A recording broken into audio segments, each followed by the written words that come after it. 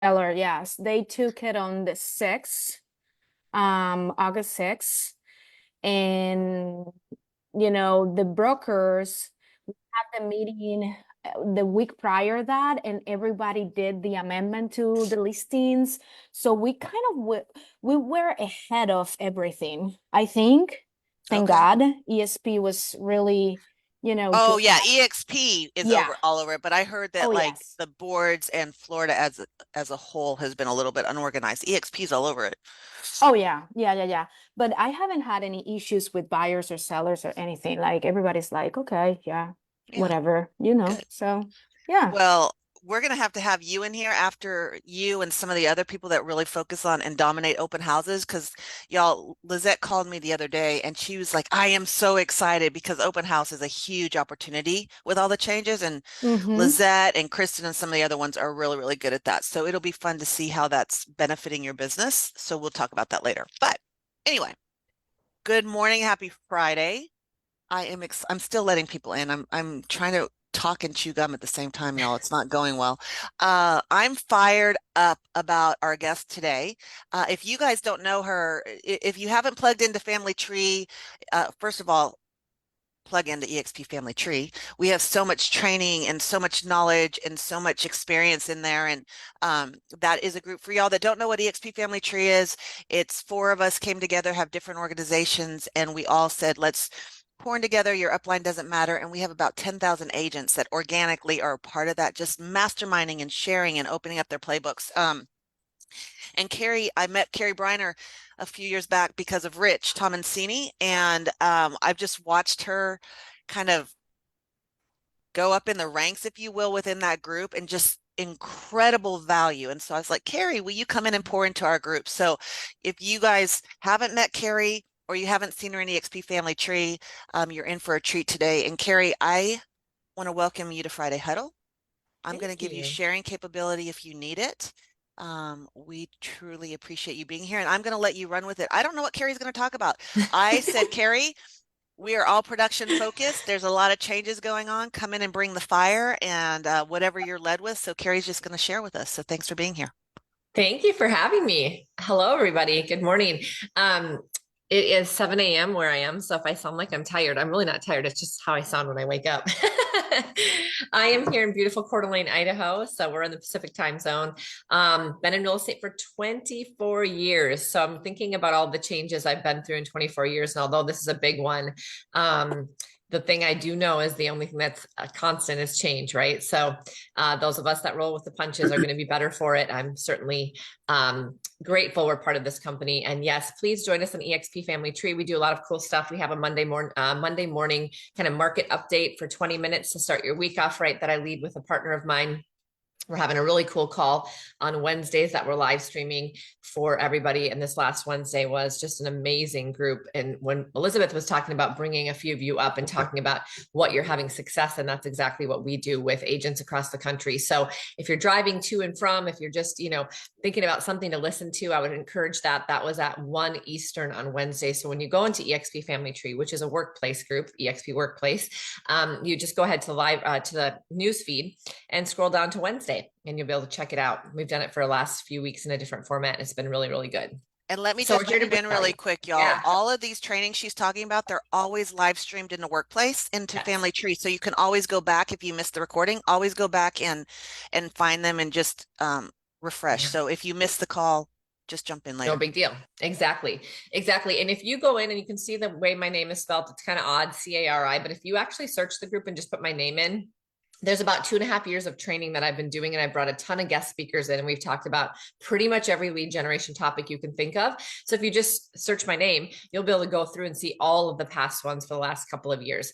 But I've also uploaded them all on my YouTube if that helps you. Okay, so when Elizabeth said, I don't care what you talk about, it's usually production based. One thing that you guys should know about me is I don't typically prepare super far in advance for these things. And it seems really weird to people, but I actually tend to have better success when I just kind of really think about like, what do I think these people need to hear? And I really kind of ruminate on it. And something typically comes to me. And usually it's something that somebody needs to hear. So hopefully that's the case today. And there's kind of two sections to it because I love focusing on production and it's really critical, but I also want to, start the call off with something that I think is important with all the change that's going on, because our mindset drives all of our feelings and our feelings drive all of our actions. So if I sit here and talk to you about lead generation this morning, but you're thinking something about what's going on and you're feeling away, you're not going to get yourself to do those activities anyway, or you're going to do those activities, but not in a way that's going to be successful for you. So if our thoughts always lead to our feelings, and our feelings always lead to our actions, and our actions are the only thing that can actually get us a result, directly our mindset is related to our result. And the things in between really don't matter if we can't get ourselves to do them or do them the way we need to. And so I do know that when times of change happen, our mind can sometimes take over in a subconscious matter. It's not always that we consciously are worried about things or we're consciously thinking about things in a certain way. But remember, we spend about 85% of our lives in a subconscious state. And that means we don't even really realize what we're thinking or what we're doing. We're just on autopilot. And so when times of change come, that same thing happens. So I just wanted to share something with you. I listened to an Ed Mylett podcast a while back, and I thought it was just timely as all these changes were coming. And it talks about the questions that we ask ourselves. And for many, many years, I've been a coach for many years. I tell people the quality of the questions you ask yourself are going to directly equate to the quality of your life, because the questions you ask yourself make you think a different way, which then change your emotions or your feelings, and then help you to basically answer these questions subconsciously and change the way you're actually feeling about something so that you can get into a different action. So you have to start asking yourself the right questions to have a better quality of life. So when we're in a time of change or stress, and this can be anything that's going on, there are some thoughts that the thoughts that actually are in our mind can become real. So we have to guard our minds. So these are 7 really quick questions. And then I'm going to go into a conversation I had about numbers. So we're going to switch gears. And it's going to be more about productivity based on what's going on in our world. But I want to start the call off this way because I think it's really important from what I'm hearing from agents all across the country. So the first question is, what does this mean? So when something's happening, instead of saying, why is this happening, right? Which is the first thing that we usually like, this is just ridiculous. Why did this lawsuit happen? Why is this even happening? It doesn't even make any sense. It's making more work for us. And the same thing, the result's the same. We all know that that probably is true. And yet, what does this mean to me? What can this mean for my growth? What can this mean for me as a professional?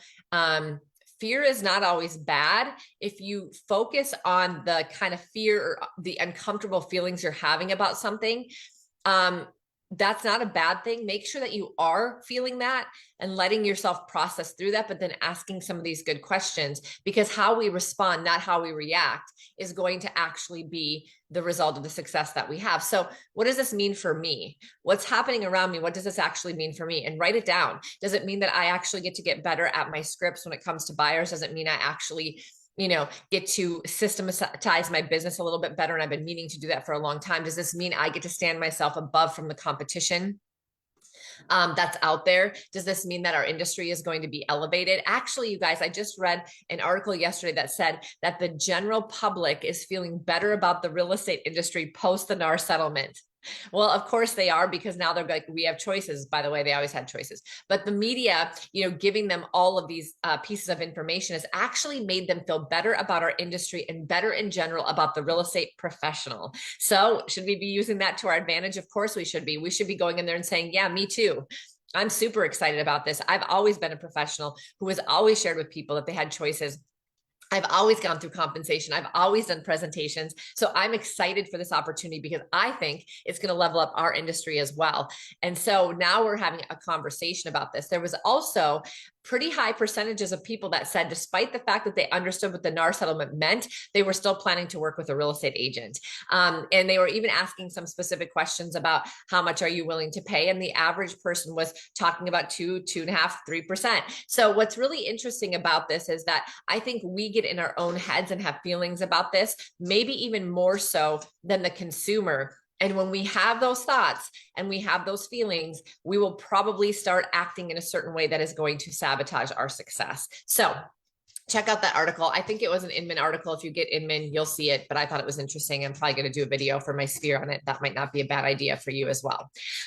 So the second question is, focusing just on what you love in your life. So a lot of times we are focusing on what we don't like that's happening. How many of you in the last few weeks are like, I do not like this form change. I do not like this. I do not like that. Of course, our mind is going to tell us those things. We're going to be frustrated. So we have to just stop thinking at any given time about what we don't like and what we're stressed out about. And we need to move our brain and train it to focus on what we love. What are we loving about what we're getting to do today? Who are we loving to be around? It gives us a new, fresh perspective. And in any moment, we can change our mind about anything if we just change our perspective. The third thing is, what are we paying attention to? What you pay attention to is the most critical question you can ask yourself at any given moment, because you're either paying attention to something that you have, or you're paying attention to something that you do not have. Either it's what I have or what I lack. And so we talk about this. I'm sure you've heard about it a bazillion times from coaches. You're either in abundance or you're in scarcity. And if you never have enough, you'll never have enough. And if you have enough always, you always will, because that's just the reality. So pay attention to what you are focusing on and ask yourself at any given time what that is. Because remember, subconsciously, you might not even realize what you're focusing on in that moment. So by asking yourself the question, you take yourself out of the subconscious, you put yourself into consciousness, and you can make an active choice about what you're focusing on. And the fourth thing is, will this even matter in 5 years? I think this is great for us to ask about what's happening in our industry. Will this matter in 5 years? I mean, literally, will this matter in 1 year? Probably not. We're all going to adjust and no one's going to remember what happened a year before or 5 years before. And so if it doesn't matter in the future, a year or 5 years from now, why are we letting it bother us today? We all know how fast 5 years go, and time is the one thing we can never get back. And so if this isn't going to matter, then it shouldn't matter today. And the fifth one is, what can I control about this and what can't I? Happy people distinguish between those two things. You're unhappy because you're focusing on what you can't control. You're happy because you're focusing on what you can. That is one of the most fundamental distinguishments between someone who is happy or not. If you want to be happy, ask yourself the question, what can I control? And what can I not? And then I need to let that go. The sixth thing is, what's the catalyst decision or action that will eliminate this issue for me? What's the one thing that you can do right now? If you can get yourself to focus on that, figure it out, it's going to be the first decision that usually, and we've heard of this before, is going to make other decisions or other things fall into place. So for you, in order for you to move forward, to feel good, to continue to move forward in your business, what's that catalyst decision? And for a lot of people, it's just making a few choices on what they're focusing on and what they're going to get into action on, or one thing they need to change in their business or their attitude or their mindset so they can get out there and start talking to more people. Maybe they need to educate themselves a little bit better. But everybody knows, if you really dig down, what's that one thing that you could start doing? And the last question is, what perspective do I need to have on this? And I love this question about what's going on in our industry, because what's the perspective I need to have? Not what is the perspective I have, because that may not be an accurate, self-serving, good perspective. What's the perspective I need to have on this? Have I been through worse? Have I been through more challenging situations in my life? Not just business, but in my life. What's the worst case scenario in this situation? And look at the rest of your life. Look at what you've been through. Look at what you've overcome and play out the worst scenario. Some people say, well, why would you want to play out the worst scenario? I do it all the time. I take quite a bit of risks, and I think professionally speaking, and my husband and I are kind of taking a pretty big risk right now. And we're doing a development. We're living on the property. And we asked ourselves the question before we move forward, so we could be on the same page. What's the worst case scenario here? And are we okay with that? And I think that that's really important, because it takes a tremendous amount of pressure and stress. And it also kind of allows you to play out the worst case scenario, so that if that actually happens, you're not worried about the end game, which means you're going to feel different in the meantime, and you're going to get yourself into action. So you'll probably never get to that end game. You guys, if you don't play that out, it's going to be sitting in the back of your head. You're constantly worried about it, and you're probably going to actually make it a self-fulfilling prophecy. It's something that I see people do all the time. It's not that the situation actually caused that. It's their thinking about the situation that actually caused that. And that's a big one to understand. So that's what I wanted to start us off today. Hopefully you got a few nuggets, and it will continue to help you just in whatever situation. We're talking about the things that we might be frustrated with in the chaos of our industry, but there's things that we all go through on a daily basis personally too. And some of these questions that I have asked myself and I've changed to manage my mindset has helped me tremendously through this entrepreneurship journey and through a lot of really pretty big life changes over the last 25 years. So hopefully it helped you too. So today, from a production perspective, I wanted to talk about numbers because they don't lie and they always tell a story. And in the last 2 months, I have been talking about numbers in some way, shape, or form at different speaking events that I've been asked to, in my coaching sessions. These were just conversations that kept coming up. And so I was asked to speak in person a couple of weeks ago, and it was almost the exact same time Elizabeth asked me. And I thought, you know what? I think that this is a subject I should carry on into this conversation as well, because I was feeling like it was very well received, and it kind of touches on a lot of things. And so there were 3 areas I talked about when it came to numbers. And the first one was knowing our own numbers and what that means to your goals on a daily basis. And so everybody has goals, or most people have goals. I'm sure that you go to goal setting clinics, you talk about goals on a regular basis, but I want to take it to a little bit of a different level. I've been meeting with a lot of agents one-on-one, helping them to really drive their business and to increase their business, despite the fact that some markets across the country are a little bit tricky. And one of the things that we focus on is not only having our goals, but having the actual dollar amount that we want to make. It could be that we want to make it. It could be that we have to make it in order to really support our family. And not only are we putting our goals down, we're actually really, really monitoring our pipeline as well. So we're looking at all of the people that we're talking to that potentially could become a buyer or a seller. We're labeling them A, B, C buyers and sellers. We're putting their names down, and we're putting the monetary value that that particular transaction has. This is not because we're only focusing on the transaction and the money. It's because what we put in our mind is super powerful. And we can love every single client that we work with, and we can be very, very relational. And at the end of the day, we're a business person and we have to pay our bills too. And so if we don't focus on the numbers, we're going to miss out on making sure we're doing the activities to strengthen those relationships, to create new relationships, to actually be able to not only have a great career that is relational, that we're taking care of people, but we're also taking care of ourselves. It shouldn't be one or the other. It has to be both. By the way, I've not been a numbers person most of my life, but I learned to be a numbers person. I wouldn't still be standing here 25 years later in real estate if I didn't turn into that, right? And so it was really important for me to see that, wow, I have a pipeline that potentially could pay me $75,000. So when I wake up and I'm a little bit stressed out and I don't feel like doing my activities, I'm letting go of money that's sitting here for me and my family if I don't do it. And so it was more of a motivational perspective for me. It wasn't anything about this number is attached to this person. It was the overall number that made me realize, number one, when I felt like I was slow and I didn't have anything going for me, or I was worried about the future, I just looked at that pipeline and said, what the heck am I worried about that future for? I have all of this opportunity here, but I'm not acting on it. I'm not following up because I'm afraid I'm bothering people, right? What piece of value can I go bring to these people? How can I actually help these people in any way, shape, or form to develop this relationship? Because there is a future for me here if I work it.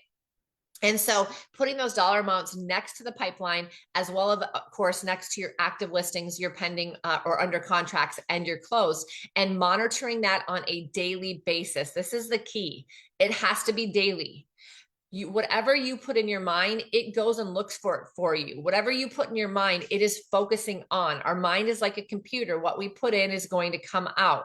If we don't look at this enough, it doesn't remember it. It's not important, and it's not going to focus. We can actually train our brain to go out there and look for the things that we want if we put the information in on a daily basis. So I was a team leader of a real estate brokerage some years ago. And I started, and the owner of that office shared with me that the goal that we were going to have was that we were going to recruit 100 people that year. And I had not recruited a single soul because I was a top performing agent in my market.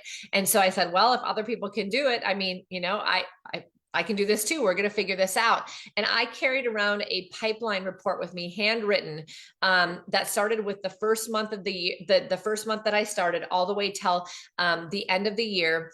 and the end of the following year. So it was end of October to the following December. And I hand wrote every single person I talked to and I met with. And every time somebody joined my brokerage, I moved them over into a category. And I literally counted down my 100. In December, about December 16th, we had 98 people that had joined our brokerage. And I rallied the troops. In the last 2 weeks, we ended up having 3 people join and we recruited 101 people. And I share that story with you because number one, I had never done it before and I didn't really have any preconceived notion of how hard it would be or it wouldn't be. But the only thing I can contribute it to is the fact that I literally focus on recruiting 100 people every single day. I carried this around with me. And every time somebody was late for an appointment and didn't show up, I was driving to and from, I was literally looking through this pipeline I'd created 1 month at a time for 14 months. And I just picked up the phone and I called people. I just was like, oh, I haven't touched base with that person for a while. I haven't touched base with that person for a while. And I literally focused on the numbers. I made my screensaver on my phone 100. I made my password recruit 100 exclamation point. Like everything was focused on that.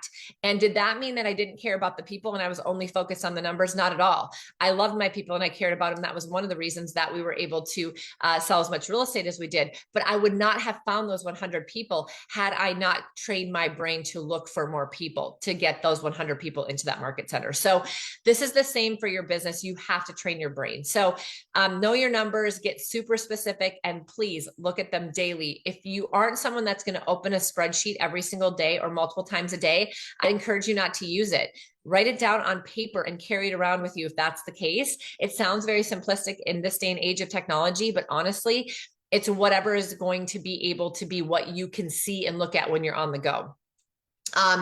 The second one is that real estate is a game of reps and repetitions, right? So if you want to get in shape, you do the reps. You don't focus on the end result. You focus on the daily reps because if you do those daily reps, you're going to actually get to the result. Right now, I am training for a half marathon. I'm not worrying about the half marathon in October because if I actually follow the plan and do the reps and do the miles every single day or all through the week that I need to do, at the end of the day, I'll be able to finish the race. I mean, there's way too much proof about that. People do it all the time. We never question those things. This is the interesting thing. We rarely question those things. We'll get an app that costs us $10. And by the way, I do that. And it will tell you exactly how to go from not running at all to running a half marathon or a full marathon. And it literally gives you the plan. It focuses on the daily reps. If you do them, you don't even have to worry. You'll be able to theoretically, if you don't get an injury, you'll be able to finish that race. And we don't question it. But for some reason, in our business, I find that most people question that. If I were to tell you right now that if you did certain reps every single day, you would have a certain result at the end of the year, you probably would question it and you wouldn't have the faith in that. You'd be focused way too much on the end result and you wouldn't focus on the daily reps, because if you didn't see a result that day, it would make you think that it wasn't working and you'd be jumped to something else. You'd try something new. You'd get bored. You would get frustrated. But here's the thing. I'm not by any way, shape, or form would I be able to get out there and do a half marathon today. And I'm not seeing those results on a daily basis, but I'm not questioning it. And so you have to focus on the daily reps, track the reps, and be proud of yourself for doing what you did today, knowing and having faith that if you do it every single day, that you will hit the result. And we don't have that same faith in the process or in the plan in real estate or in entrepreneurship in general than we do in some other things. So when we focus on the actual activities or the reps, the number of things that you do each day and each week, you actually will be more encouraged. You will actually have more motivation to go get up tomorrow and do it again, versus if you focus on the end result and you don't see it happening or you don't see yourself progressing obviously to that every day, you'll be very demotivated and you will likely not get up and do the things that you need to do every day. So we have to stop focusing on the results. It's good to have the goal out there, but you have to focus on what am I going to have to do? What is my plan? What do I do every day and every week and every month in order to get to that goal? And now I'm going to put the goal over here and I'm going to know what it is, but I'm going to celebrate and I'm going to focus on those activities. And as long as I do them, I have faith that the result will come, just like I have faith that I'll be able to finish the half marathon.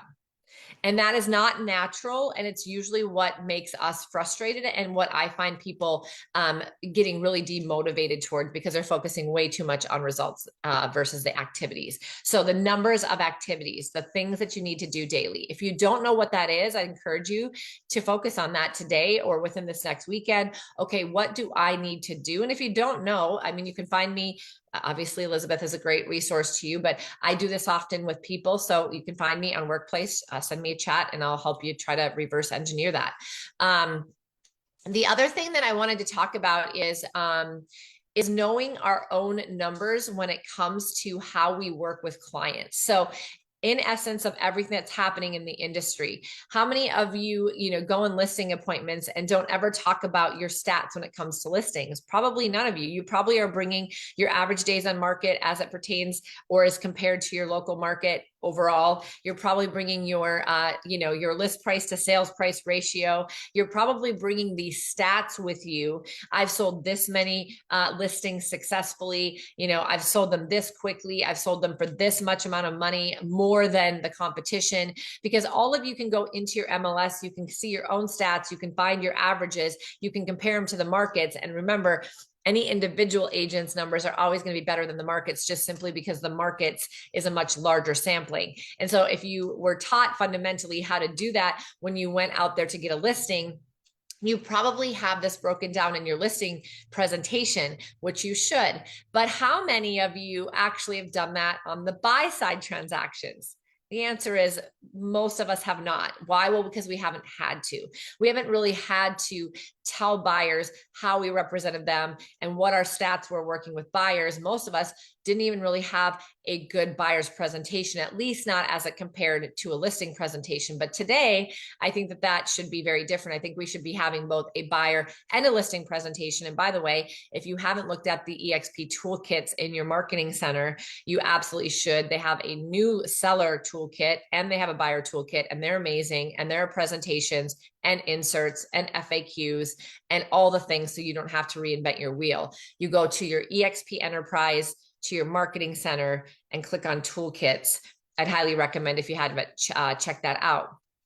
But what I've been talking to a lot of my agents about is going back to their MLS and pulling up all of the buyer transactions that they have done in the last year, 2 years, 3 years, however far they want to go back, however far they're able to go back, and look at these and start thinking about these transactions, reminding themselves of these clients, and writing down information about what they did in those transactions to best serve their buyer client. Did they help overcome an appraisal issue?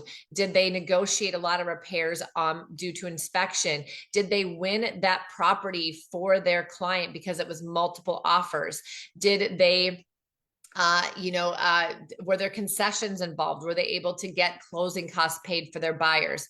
What was the scenario that they were able to make happen? And if we can actually go get our stats together, right? Our stats, our numbers together as it pertains to buyers we work with, and we can show that to a buyer, it's going to make it a whole lot easier for us to show the value of what we get paid.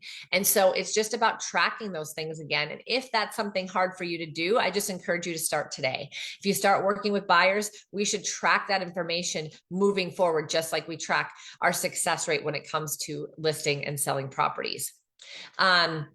This is going to help us in general in our business, because when we look at data, again, numbers don't lie and they always tell a story. We can see patterns. We can see areas that we're strong in. We can actually see clues into our business. So not only is it going to help us out there with our clients, it's going to help us in our business. So I think there's a twofold benefit to knowing those numbers. And last but not least, this is an interesting conversation. I know things are changing a little bit because interest rates have gone down slightly, but we're still obviously sitting at interest rates that were double what they were, a year and a half or so ago, right? We aren't seeing 3%. So we'll probably never see it again. We are getting into the lower sixes in many different places and in certain programs.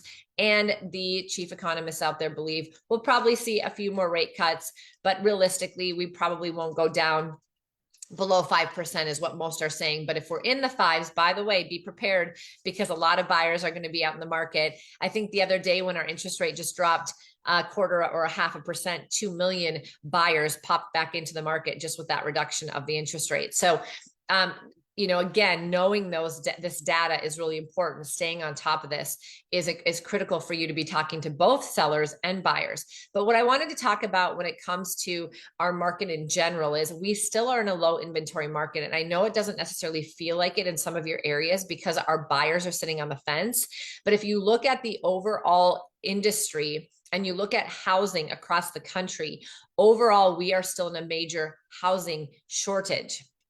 So it's just that we have buyers who are sitting on the sidelines because they're not sure if they want to buy right now due to the interest rate. That doesn't mean that they're not out there and they don't need housing. They're renting, they're living with family, they're doing plan B, C, and D, but they still want to buy property. So because of that, we are in an inventory shortage.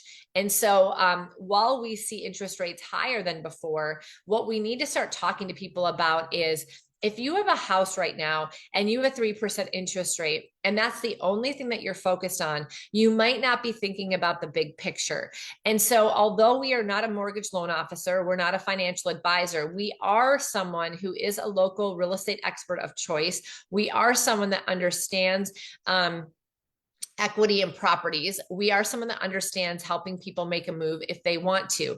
There are people that own a home right now that would like to move, but they're hung up on their interest rate. And how do we have these conversations with those sellers so that we can help people move, downsize, migrate to a different part of the country if that's they're looking to do, move into a larger home because their family's growing, but they're just stuck because they're hyper focused on one thing, and that is that interest rate. One question that you could ask your prospective seller is this the only interest rate that you pay? And they're going to say, well, of course not. I have car loans. I have a couple of credit cards. I have a student loan. I have all of these different things.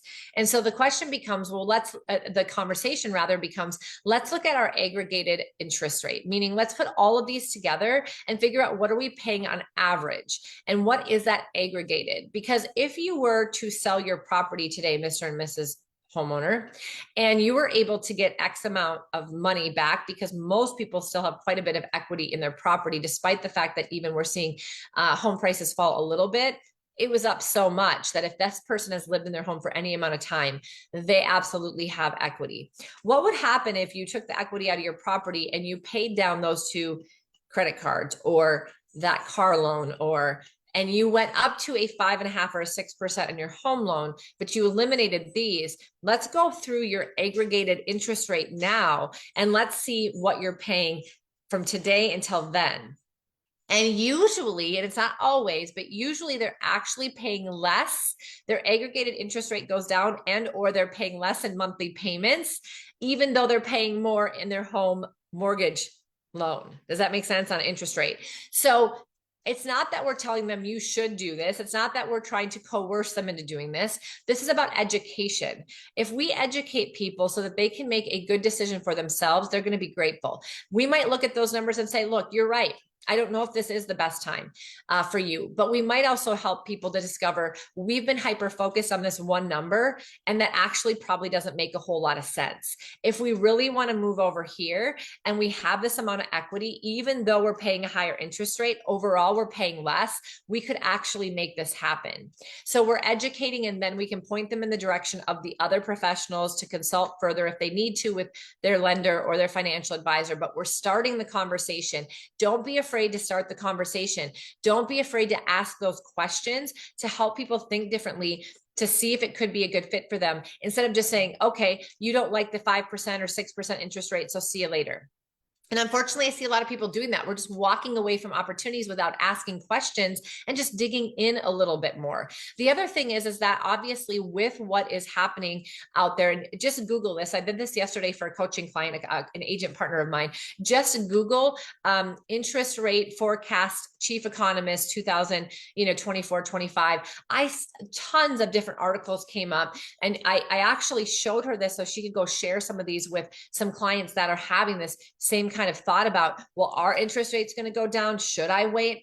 Because here's the deal. If interest rates continue to go down, these people who are selling today that know what the property value is can make that educated decision, save themselves money in these other high interest rates, move forward with their goals and their quality of life, and be comfortable doing that and refinance later and be able to actually lower their interest rate. And if we're talking about buyers right now, here's the reality, you guys. If this is actually true and interest rates do go down another percent, and we have now 5 million more buyers that enter into the market, home prices are going to go up. Barbara Corcoran was just on a podcast and said she thinks that they might go up 8 more percent. Obviously, she doesn't have a crystal ball. Nobody does. However, we're splitting hairs about a 0.5% on an interest rate when home prices could actually go up another 5, 8, 10% in some markets, just simply because the demand goes up. And so when we're talking to people, we just need to ask them good questions. I started out this call asking yourself good questions so that you can make sure that you're in the right state of mind, because your thoughts directly correlate to your feelings to your actions, and your actions to the results of your business and your life. You need to realize that when you ask your clients questions, the same thing happens. Remember, when you ask them good questions, they start to think about something different, which means they're going to start feeling about this move differently, which means they're going to get into a different action, and they're also going to get a different result. And so we have to ask ourselves good questions, but we need to ask them these questions.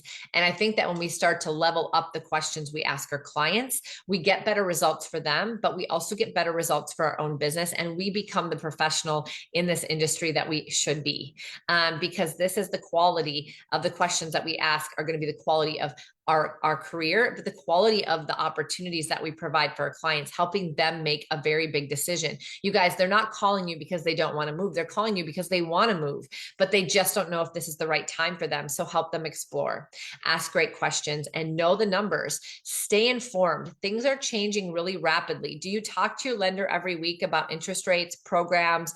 Do you talk to a financial advisor about this? Do you know how to aggregate or show people how to aggregate their interest rates? Do you know what the economists are saying? It's changing regularly. Are you staying abreast of this? It is another job inside of our career as an entrepreneurship as a real estate agent, is our job to educate ourselves. And I'm not saying like just every month or every quarter. Like now, I think we need to be Googling this stuff, and credible sources, of course. We need to be talking to people we trust, and we need to be doing it on a weekly basis, if not a daily basis, because then we really truly are the experts of choice, and people will pay for our services. They will happily pay for our services, because we are here showing them exactly what they need to do, why they need to do it, what they should be concerned about, what they shouldn't be concerned about, how they should look about this.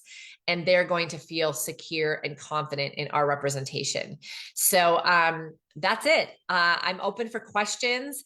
I switched from mindset to numbers, which are two pretty extreme things. But interestingly, I think it all starts with one thing, which is, our choices of what we're focusing on, and then the actions that we can get ourselves to get into. If we do these things, I'm super confident in all of us that we're going to have a great career moving forward in real estate. I think that we have a lot of opportunity ahead of us. And I'm super grateful that I get to be in business with people like all of you, with Elizabeth, and just being supported by a company that we are part of has been truly, I didn't know what to expect. And I've been more than pleasantly not surprised, but just pleasantly proud, honestly, to be part of a company that took this so seriously, was so ahead of the game, and is continuing to educate us. So there's no excuse for us not to be educated. There's no excuse for us not to have the resources in front of us. Now it's just a matter of us getting ourselves to get in a positive mindset about it and get into action. That's a lot of great nuggets, y'all. I don't know about y'all, but I I'd took love a to hear some bunch of ahas. notes. What questions? Open it up, y'all. Yeah. Let's engage with Carrie while we have her. I have a question. Hi, Hello. Carrie. Hi. So, like for production, what do you recommend us? Because obviously we all have our database, and I have my A's, my B's, and my C's. I don't, qualify them as A, B, C's, but I have, my own, Yeah. So what do you recommend for us, like on a daily basis? Because I heard that you have like with you a piece of paper with, with the names and all of that. what is a way that you suggest that, you know, to keep us, because I have it on my computer and most of the time you're not in front of your computer because you're in Right. front of people.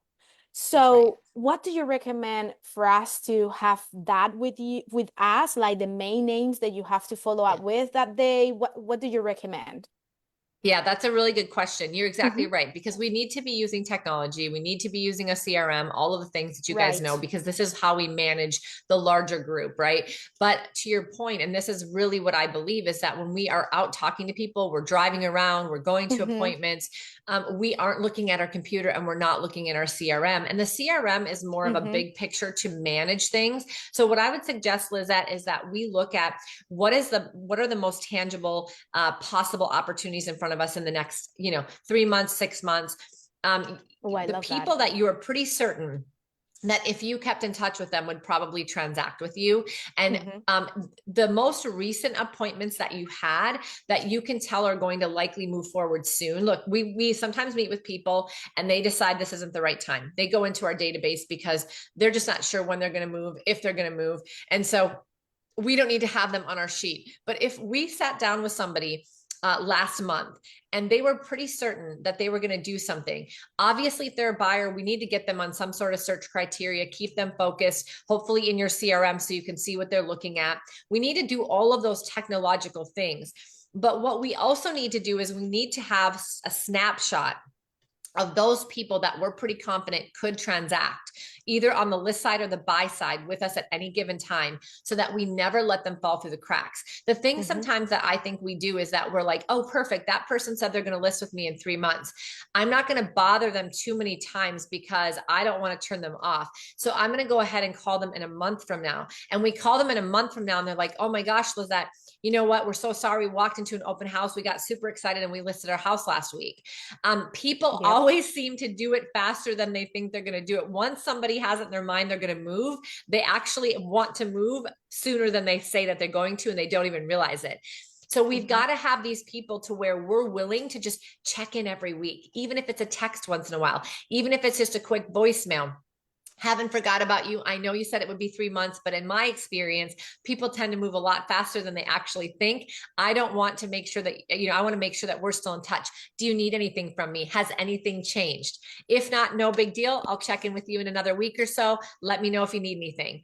And so, but we have to have those names in front of us all the time, because otherwise a week goes by so fast, or 2 weeks, because we're in and out of appointments. We forgot to look in our CRM and we've not reached out to these 10 people that we probably could have, and Yep. we might have lost opportunity. So whatever works for you, there's no like magic bullet. We're all a little bit different in how we work, but for me, it was just really, really important for me to put people down that I thought there was a good chance that they would work with me in the next 6 months, or even the next year, honestly, because I would carry it around and I would look at it. Literally, I would look at their names probably 3 to 5 times a day. And for me, it made a difference, because it wasn't just that my follow-up was on point, because it was, because I was seeing their names all the time. It was about me putting their names in my mind. And I know that sounds weird, but if you're putting somebody's name in your mind all the time, you're going to remember the conversation you had with them. And what if you had a conversation with somebody that said, Lizette, I would absolutely buy a property with you, but this is the type of property I have to buy. Like, I'm very specific in what I'm looking for. I would absolutely work with you. I want to work with you. Please let me know if you find me this property. And you wrote their name down and you looked at it a couple times a day. What would actually happen, Lizette, is that you would find a property for them much more likely than if you put them in your CRM and kind of put them on a search and just waited for it to happen. Why? Because you'd probably drive by a property when you're going to another appointment and think of those people and go, my gosh, that might be an interesting property for the people I talked about. I'm going to go knock on that door, or put a letter, send a golden letter to that person, because I think that would be something that they might actually buy. Or you might drive by a property that's a for sale by owner that you would have never noticed. And you're like, holy cow, that could be it. Or you might notice something that canceled off the MLS a while ago when you were doing a CMA or an expired, because now this name and their situation is so top of mind that your brain is actually out there looking for an opportunity for that person. And that could not happen if you had an appointment with them and then thought about them once a month. Does that make Yep. sense? Yes. Yeah. That was great. Thank you. Yeah, you're welcome. And if no questions, any ahas, sometimes ahas help other people. They might not have heard the same thing that you heard, but if something was valuable to you, or you might go do something after the call today that you think could help your business, it's always good to share with others because they maybe didn't think about that, and you could bring that to their attention. Well, I'm going to share a So no- fail really quick, because I think a lot of times we get all hung up on the successes. I actually think there's more lessons to be learned in the Yes. failures, and it just ties into what you just said. I was referred, it was a 2-for-1 kind of a thing. I was referred a client that was moving from Boston, but they had their friends moving as well, and so they were going to live in the same neighborhood. And every state they go to, they live in the same neighborhood, and they've always rented. And so I talked with them. Now there's a cultural thing going on, and it's on me because I didn't educate as well as I should have. And we had our buyers reps, we had all these things. But the communication, what I think is sometimes we're doing this all the time. We forget that people don't know all the things that we know, and we just assume, right? And we get busy. And so we've been following up, we've been finding all these areas, we've been doing all these things, we've met with them. They went to an open house. The open house agent, Lizette, probably. No, it wasn't Lizette. She's not in my market. Say But what? I mean, kudos to the person, right? They went to an open house. The open house person swayed them, switched them, whatever. And We do magic asking the right you got the questions in the magic, open houses, right? huh? Shame on me because I didn't educate them if you're going to the open houses. What happened is when we were following up, they're like, you know what? He goes, we love you. You guys are great. We talked to this person. This is what we're doing. And I lost those clients. Shame on me because I wasn't staying in communication. This just happened a couple weeks ago. So to Carrie's point, make sure, don't just put them in a CRM. Make sure you're following up. Make sure you educate, like just like our listings. And I educate my buyers, but these guys were coming from out of town. So I didn't go through all the things I go through. So don't get lazy. And I wasn't being lazy, but looking back, I was being lazy. Right. Yeah. So it's a failure, and it was a huge lesson, and it just happened. And I've been doing this almost 20 years. So it was a huge aha and eye opener for me. So yeah, I mean, all of us that look like we got it all together and that we're always getting it right, we're failing on a daily basis. And I think that's where the lessons can come from. That's right. Yeah, that's where these ideas came from. Is that something bad happened? It was like, oh, I better be writing these down and carrying that around with me because I'm not that good at follow-up if I don't do this, right? Yeah. Yeah. And I think sometimes if you're like me, and I'm going to guess maybe Elizabeth is a little bit like this too, just because we've been in the business for a long time, but I think it's just I'm more tactical. I carry things with me. I am more of I need to see things and touch things and feel things. And so, I feel like a lot of us have kind of been told you got to do a CRM and get everybody in a CRM, and then it will tell you what to do and stuff. But the problem with that is we have to know ourselves. Are we going in and looking at that CRM 3, 4, 5, 6 times a day? And if the answer is no, then what will we look at 3, 4, 5, 6 times a day? I've got some people that just put the board up in their office. They're sitting in it all day. They're looking at it multiple times. They're taking pictures and sending it to me. They're keeping it updated. That works for them. There's people that, that create their lists every night. And the fact of writing down people's names, guys, the fact of writing down the things that you actually need to do, that there's an act that when you physically write something, it penetrates in your brain in a different way than just looking on a screen or typing it. So there's a lot of things that we can go back to. I think the fundamentals and the basics. And don't be afraid to do that. Don't feel like, oh, I'm just old school because I have to carry a notebook around, I should be using a CRM. Yeah, use a CRM, but it doesn't have to be used for everything. Having your follow-up and your pipeline with you on a daily basis is different than managing a large group of people in a CRM. Those are two different things, right? And we have to realize that we need to do what we need to do in order to do things consistently. So anybody else have an aha or a question or something else good, bad, or indifferent to share? Hey, I see Ernest on here. Nice to see you. Ernest has been actually a guest of mine before in EXP Family Tree, right? I Ernest? love it. I know. Cool. We're lifting all sorts of people. I like the awesome. handwritten thing. I'm old school too. Like if I'm driving around in the neighborhoods or something, then I can just do a voice text really quick. And so they're always top of mind. So That's right. It's whatever is going to work for you is the best process. I am a horrible at CRMs. I'm trying to get better, but that's just not my thing, right? Yeah. So if I have my list of people, just figure out what's going to work and then be consistent. That's the key. That's right. Yeah, that's exactly right. But do something.